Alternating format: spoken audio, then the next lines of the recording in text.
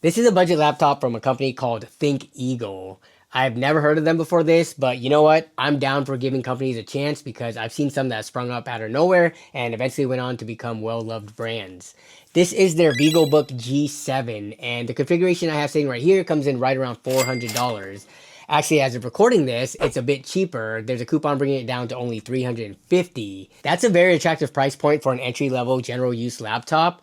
But there is a major flaw with this regarding the power limitations imposed on it that cannot be bypassed by the end user and is a complete deal breaker until it is fixed.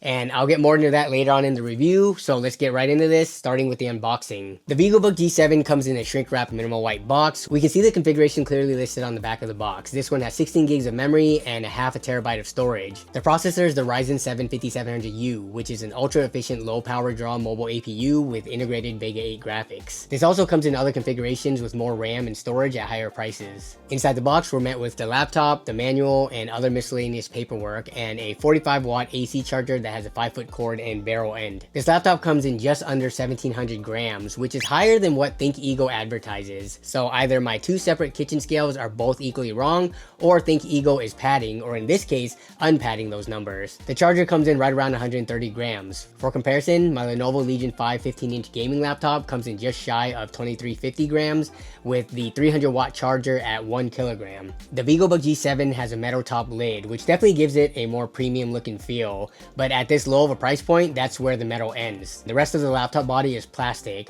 Branding and badging is very minimal on this. You've got your Ryzen 7 sticker on the keyboard deck and a model and serial number sticker on the bottom, and that's it.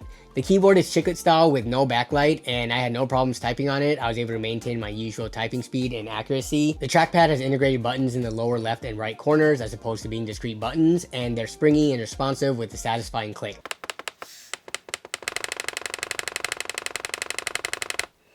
It also has a fingerprint reader, which I'm pretty indifferent about. I have chronic axillary dry skin, so it doesn't work that well when I try to use it to sign in, but your mileage may vary. For I/O, on the left side, we've got a Kensington lock, charging port, HDMI 1.4, USB 3.0 Type A, and a full-feature USB-C that's usable for data transfer, video output via DisplayPort, and power delivery. Speaking of charging, the included charger doesn't fully seat into the laptop. The barrel is a bit long, so it sticks out instead of mounting flush. This makes it a higher risk of bending or snapping if bumped. For I/O on the right side, we've got a micro SD card reader, USB 2.0 Type A, USB 3.0 Type A, and audio jack. There's no ports on the back, meaning I've just listed all the I/O, and there is no RJ45 port for wired network connectivity. Opening up this laptop to access the internals is a breeze. The most tedious part are the 13 screws, but once those are out, the bottom panel comes right off. There's no need to pull hard at it or use any special shims or pry tools. It comes off easily, and it doesn't feel like you're gonna break every single tab and clip in the process.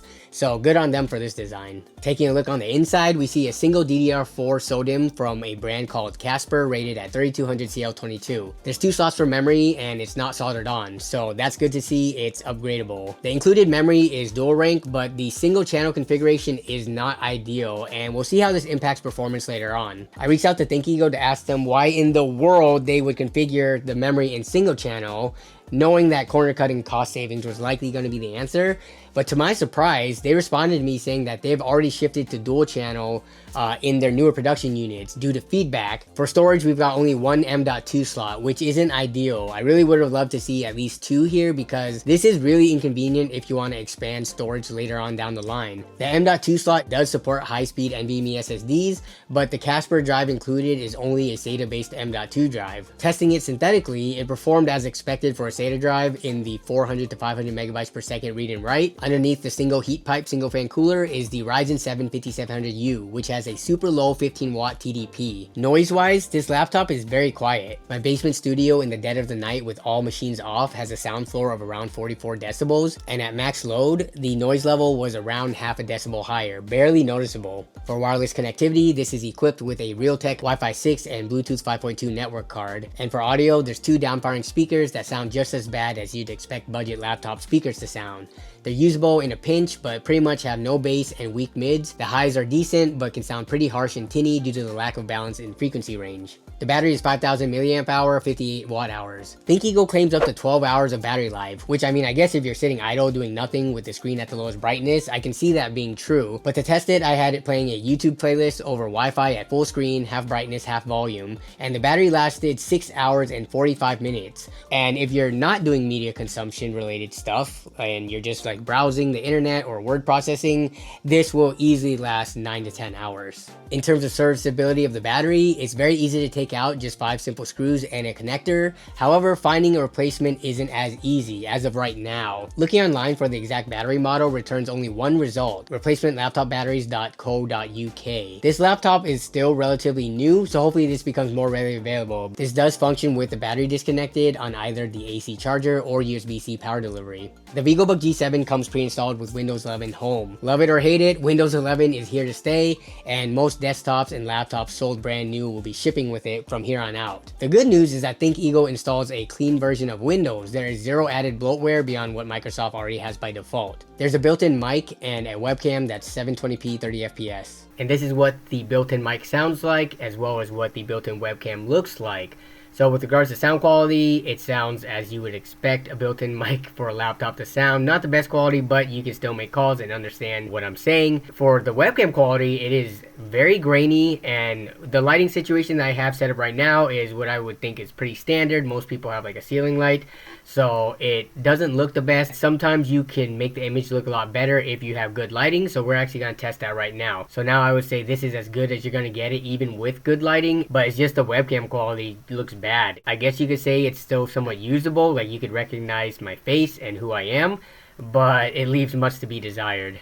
The display is a 15.6 inch IPS panel with a resolution of 1920 by 1080 and 60 Hz refresh rate. Viewing angles on it are very good. Even at extreme angles, the image remains visible and clear. In terms of display brightness, there are 11 increments starting at 13 nits, all the way up to just shy of 270 nits, measured with my Datacolor Spider X Pro. Color accuracy is not great, unfortunately. The color gamut across the various spaces have pretty low coverage based on what I measured, and it was nowhere near the sRGB range that they advertise, unless this sRGB-D is a brand new color space that me and the rest of the internet has never heard of. The hinge allows the display to be rotated 180 degrees completely flat with the laptop body, and the hinges do screw into the body through the primary metal plate, which should help the recessed threads be more rigid and prevent them from ripping out of the plastic body. And on the display side, they're screwed directly into a metal bar that spans the entire display length, so tear out seems unlikely. As far as the hinges go, I think it would get the approval from the greatest technician that's ever lived. Alright, I pretty much covered everything except for the performance, so let's talk about that now and the major problem with this laptop.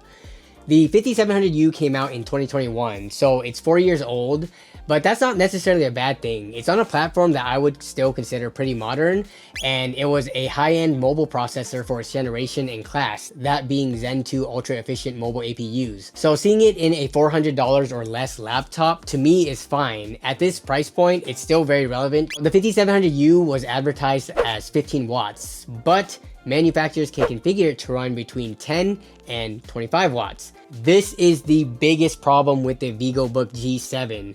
ThinkEagle limited this to 15 watts.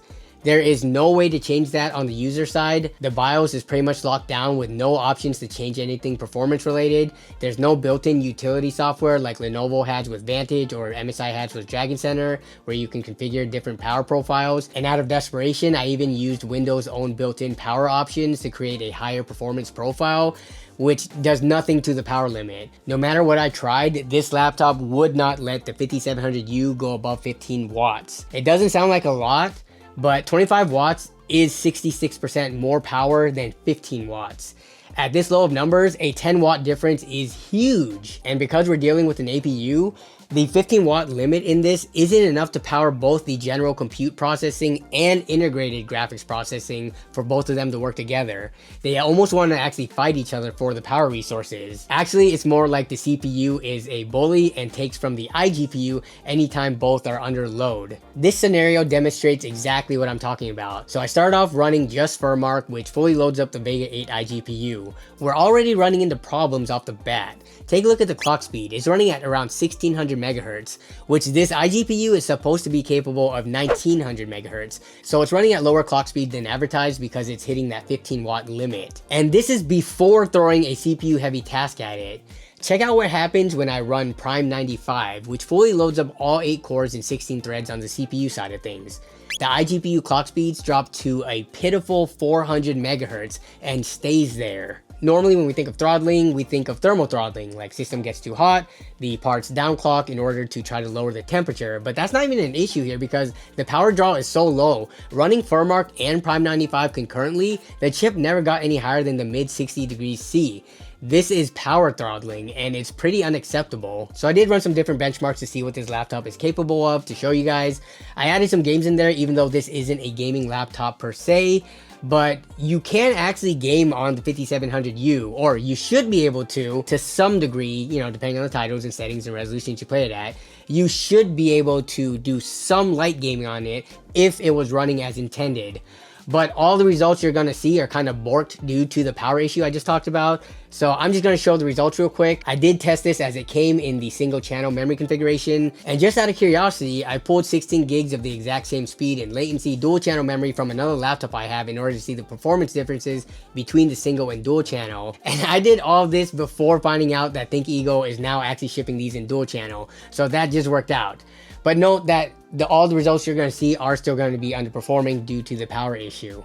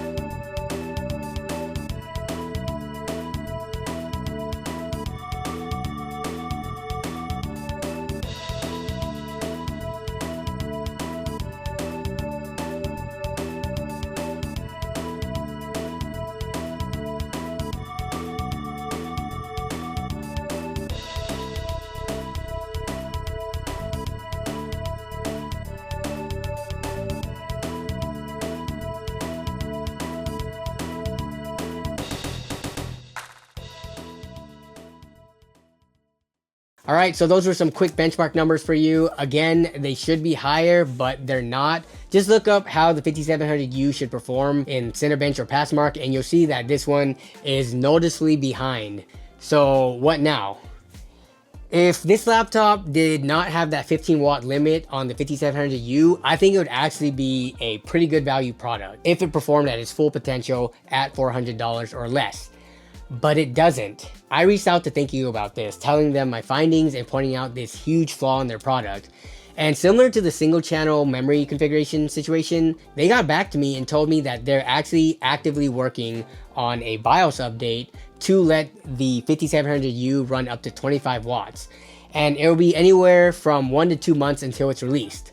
So that's good news that they're receptive to making sensible changes. But until that BIOS update actually happens and rolls out and people can apply it, or they just apply it off of the factory lines, I cannot recommend this laptop. And even after they implement the BIOS, they're not out of the woods yet. This higher power draw under a full CPU and iGPU workload, that's gonna produce more heat. And remember, that single heat pipe, single fan cooler that they've got in there that I said was super quiet and we never saw the 5700U going over the mid 60 degrees C. How much will those statements stay true when the power is pumped up an additional 66%? I don't know. I can't test that at the moment. So yeah, until I can in a month or two, I cannot recommend this. As soon as the new BIOS comes out, I will update the description of this video and leave a pinned comment whether or not it completely fixes the major performance flaw, as well as if any other problems with regards to like noise or thermals comes up as a result. But alright, that's gonna wrap it up for this video. I know I usually don't do laptop content, but I do make exceptions when something comes along that either intrigues me or presents a good value proposition that I want to share with my viewers, or I guess I should say has the potential to be a good value proposition, but as we just saw, it doesn't always work out that way, and that's the whole point of doing reviews, to actually test products to see if they live up to the expectations and to help all of you out there make more informed decisions. But yeah, I hope you all found this either useful or entertaining in one way or another. I want to thank you all as always for watching and for continuing to support the channel. Thank you to the channel members for their above and beyond support. Be safe out there, and I'll catch you all down in the comments as well as the next stream and or video. Bye.